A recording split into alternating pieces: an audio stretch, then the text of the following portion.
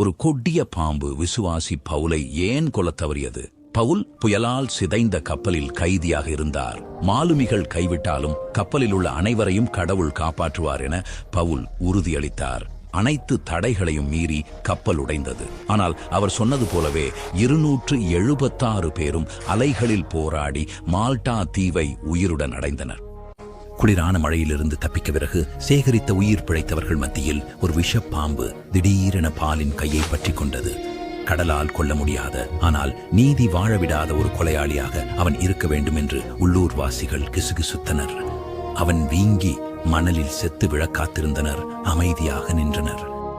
பவுல் பாம்பை நெருப்பில் உதறிவிட்டு தன் வேலையை தொடர்ந்தார். பல மணி நேரம் கழித்தும் அவருக்கு ஒன்றும் ஆகாததால் மக்கள் தங்கள் கருத்தை மாற்றினர். தெய்வீக பணியில் உள்ள ஒருவரை எந்த விஷமும் தடுக்காது என்பதை அவர்கள் உணர்ந்தனர். கப்பல் விபத்தும் பாம்பும் வெறும் விபத்துகள் அல்ல.